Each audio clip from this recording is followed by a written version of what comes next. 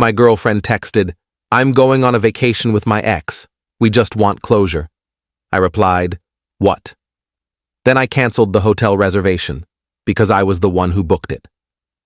When she arrived at the airport with her bags and no ticket, "My name is Daniel, I'm 31, and up until 3 weeks ago I thought I had my life pretty much figured out. Good job in finance, decent apartment in the city, and a girlfriend of 2 years named Melissa, who I genuinely believed was the one. We'd talked about marriage, we'd looked at rings online together. She had a Pinterest board called Our Future that I wasn't supposed to know about but definitely did." Then came the text. It was a Tuesday morning. I was at my desk, halfway through my second coffee, reviewing quarterly reports when my phone buzzed. Melissa's name lit up the screen with a message that made my brain short-circuit. "Hey, babe." So I know this might sound weird, but Jake reached out and we've been talking. We both feel like we never got proper closure after our breakup. We're thinking of taking a trip to Vermont this weekend, just to talk things through and finally move on properly. I think it'll be really healthy for me. Love you. I stared at that message for a full minute. Jake, her ex-boyfriend of 4 years, the guy she'd dated throughout college and broken up with supposedly because of different life goals. The same Jake whose Instagram she'd accidentally liked posts from at 2 in the morning 6 months ago, then claimed her phone had glitched. I typed back, "What?" Just that. One word. She responded immediately with a string of messages.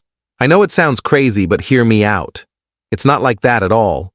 We just need to have some honest conversations. You trust me, right?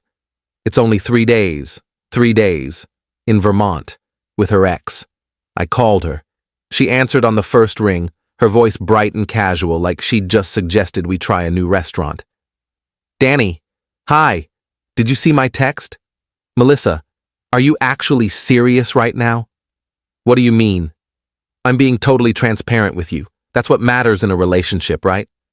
"Honesty?" I could hear traffic in the background. She was walking somewhere, probably to her lunch spot near her office. "You want to go on vacation with your ex-boyfriend and you think transparency makes this okay?"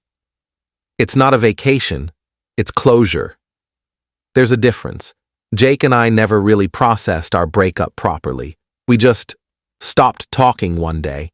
It's left this weird energy between us, and I think if we don't address it, it'll always be this thing hanging over me. "Melissa, you've been with me for 2 years. If you needed closure, you had plenty of time to get it before now." She sighed, that particular sigh she did when she thought I was being unreasonable. "You're not listening. This is about my emotional health. I thought you'd be supportive." "Supportive of you taking a romantic trip with another man?" "It's not romantic. God, Danny, why are you being so insecure about this?" That word, insecure. She'd started using it a lot lately whenever I questioned anything. Insecure when I asked why she'd been texting someone named Jamie at midnight. Insecure when I wondered why she'd suddenly needed space to find herself, but also needed me to increase my half of the rent. "When were you planning this?" I asked. "This weekend. We're flying out Friday morning, coming back Monday." "You already booked it." Pause. "Well, Jake found this amazing deal on a cabin. It's got a hot tub and everything. We were going to split it." Something clicked in my brain then. A cold, calculating click. "What hotel?" "It's not a hotel, it's a cabin rental through that site.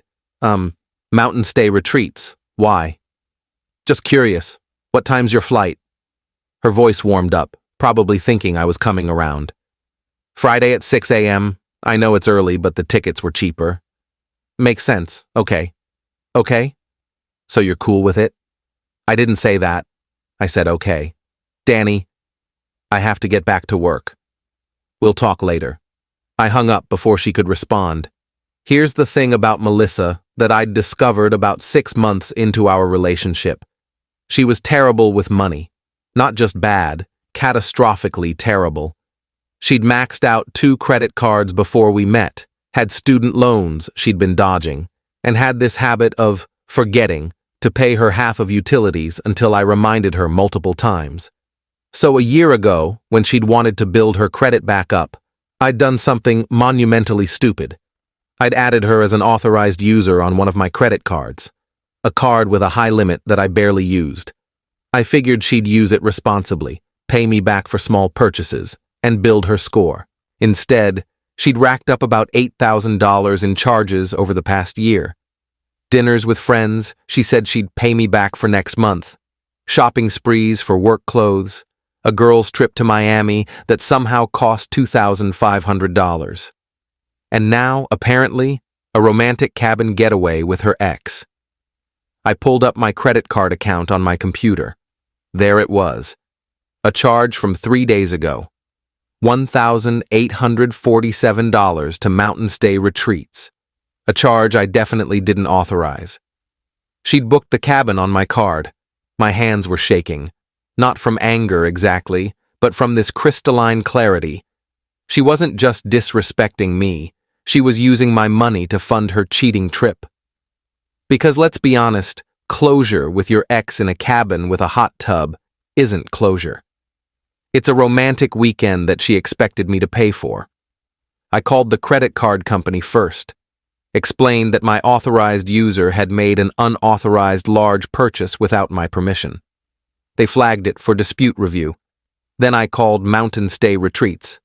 The customer service rep was sympathetic. I see the reservation here, Mr. Harrison. Is there an issue? Yes, I need to cancel it.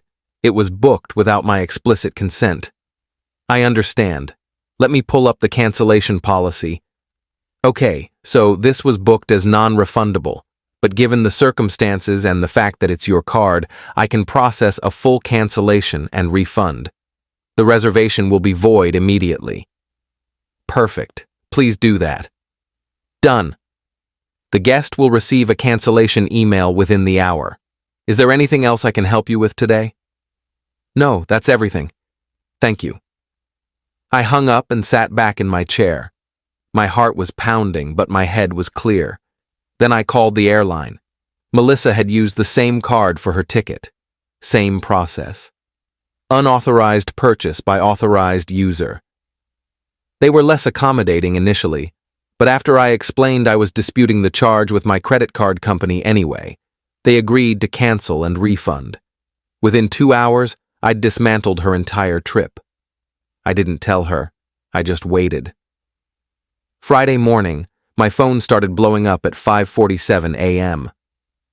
Danny, what the fuck? The cabin reservation is canceled. They're saying the card was disputed. Are you kidding me right now? I'm at the airport. Jake is here. We don't have a place to stay. Call me right now. I was making coffee in my kitchen, watching the messages roll in. I took my time responding. Morning. Yeah, I canceled everything. You used my credit card without asking to book a vacation with another man. Did you really think I was going to pay for that? My phone immediately started ringing. I declined the call. She called again, declined again. Text from Melissa. You can't do this. I'm stranded here. Me. You're not stranded. You're at an airport. Go home. Melissa.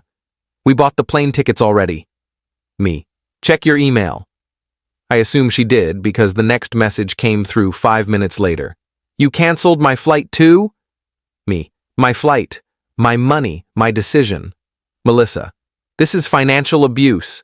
That one actually made me laugh out loud. Me. Financial abuse is using someone's credit card for $10,000 of charges without permission. You want to go to Vermont with Jake? Use Jake's money. The calls kept coming. I blocked her number. Update 1, so that was 2 weeks ago. I figured I'd update because things have gotten absolutely wild. After I blocked Melissa, she showed up at my apartment that Friday night, absolutely hysterical. I'd changed the locks that afternoon. She had a key, so she couldn't get in. She banged on the door for 20 minutes before my neighbor threatened to call the cops. Through the door, I told her we were done and she needed to leave. She screamed that I'd humiliated her, that Jake had to pay for everything on his credit cards, that they'd had to book a completely different, way more expensive cabin last minute, that she'd had to buy a new plane ticket. Sounds expensive, I said through the door. Maybe you two can bond over your shared financial irresponsibility." She called me every name in the book. Then she left. The next day, I got a text from an unknown number. It was Jake. "Hey man, I don't know what Melissa told you, but this trip wasn't what you think. We're just friends trying to get closure." I responded, "If you're just friends, why did she hide it from me for weeks while planning it? Why use my money? Why lie about the nature of the trip? You want closure with your ex while you're both in relationships? That's called cheating with extra steps." Jake, "I'm not in a relationship." That stopped me cold. Me, "What?" Jake, "I broke up with my girlfriend 2 months ago." Melissa knew that. We'd been talking pretty regularly since then. Me, "Regularly how?" Jake, "Like, every day?" "Look, man, I'm starting to think she told me a different story than she told you." I called him. We talked for an hour. Turns out Melissa had told Jake that she and I were basically over, that we were just roommates at this point, and that she was planning to end things with me after this trip. She'd pitched the Vermont thing as a chance for them to see if they still had that spark before she officially left me. Jake, for all his faults, seemed genuinely shocked. "Dude, if I'd known you two were actually together, I never would have agreed to this. She showed me texts where you were supposedly being cold and distant. She said you'd stopped sleeping in the same bed." "We had sex 3 days before she texted me about this trip," I said flatly. Long silence. "Jesus," Jake said. "I'm really sorry, man. She played both of us. We compared notes. The timeline was damning. Melissa had been cultivating this reunion with Jake for at least 2 months, having daily phone calls she'd hidden from me, sending him photos.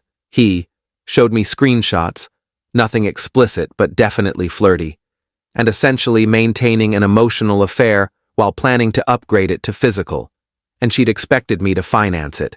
Jake actually sent me Venmo for his half of what the original cabin cost. I feel like an idiot, but you shouldn't be out money because of her lies. I respected that. I accepted it. Update to week 3 now. This is where it gets messy.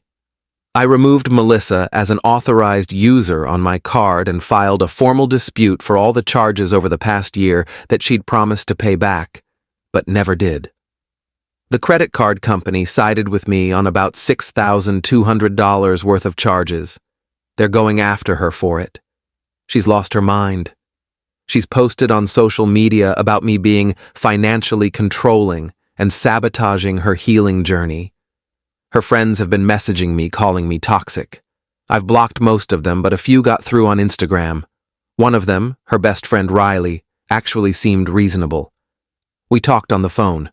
"Look," Riley said, "I don't know both sides of this story, but I know Melissa's been acting weird lately. She told us you were okay with the trip." "Why would I be okay with funding my girlfriend's romantic getaway with her ex?" "She said it wasn't romantic." "Riley, be honest. If your boyfriend went to a cabin with a hot tub with his ex-girlfriend for 3 days, would you call that closure or cheating?" Long pause. "Shit. Yeah, okay, that's fair. Riley ended up telling me more than she probably should have. Apparently, Melissa had been complaining about me for months in their group chat, saying I was boring now, that I'd let myself go, I'd gained maybe 10 pounds, that Jake had matured so much and was doing really well for himself now. The trip wasn't about closure, it was about trading up. Except Jake, after our conversation, had completely ghosted her. He'd told her he wasn't interested in being with someone who'd cheat and lie like that. So now Melissa has no boyfriend, no backup plan, a ruined credit score about to get worse, and a growing reputation among our mutual friends as the girl who tried to make her boyfriend pay for her cheating trip. I've been doing okay. Better than okay, actually. I've been going to the gym, picked up a hobby I'd abandoned, woodworking, and started seeing a therapist to process the betrayal. She's helped me understand that Melissa's behavior was a pattern I'd been ignoring. The financial irresponsibility, the boundary pushing, the subtle manipulation. My therapist asked me, "When did you start feeling like you had to earn her love?" I couldn't answer because I couldn't remember when I'd stopped feeling secure. Melissa's been trying to get back together. She sent a long email last week saying she'd made mistakes, but that I'd overreacted, and we should work through this. She said she never actually did anything with Jake, technically true since I canceled the trip, so it wasn't really cheating. I didn't respond. Final update. It's been a month now since the airport incident. Melissa moved back in with her parents. She couldn't afford her apartment without me, and none of her friends would take her in after the truth came out. The credit card company's collections department has contacted her multiple times. She's threatening to sue me for destroying her credit, which my lawyer says is laughable since she destroyed her own credit by making charges she couldn't pay back. Jake actually became sort of a friend through all this. We got beers last week and laughed about what a disaster we'd both avoided. He's dating someone new, someone he met at his gym who has her life together. As for me, I'm honestly doing better than I have in years. I'm not angry anymore, just relieved. Relieved that she showed her true colors before I married her. Before we had kids, before I was legally tied to someone who saw me as a wallet with a pulse. The funniest part? 3 days ago, Melissa posted on Facebook that she's in a new relationship with some guy named Marcus who, according to his profile, is a crypto entrepreneur and digital nomad. I give it 3 months before she realizes he's broke and living in his parents' basement. Meanwhile, I've been on a few dates.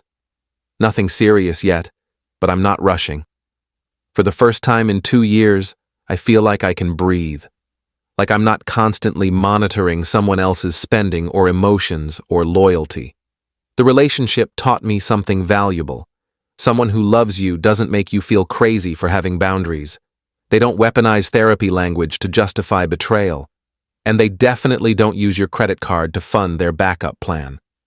I'm 31, single, financially stable, and finally understanding what I actually deserve. And that's worth more than any closure trip to Vermont. Edit 1. A lot of people are asking if she ever apologized. Number, not once. Every message has been about how I ruined her life, how I embarrassed her, how I'm making her recovery harder. It's been enlightening. Edit 2. Jake sent me a screenshot yesterday. Melissa had texted him asking if he wanted to try again for real this time. He responded with a single word, no. Then blocked her. The man learned his lesson. Edit 3. For everyone asking about the $6,200 in disputed charges, yes, it's affecting her credit hard. She defaulted on the payment plan they offered her. Play stupid games, win stupid prizes.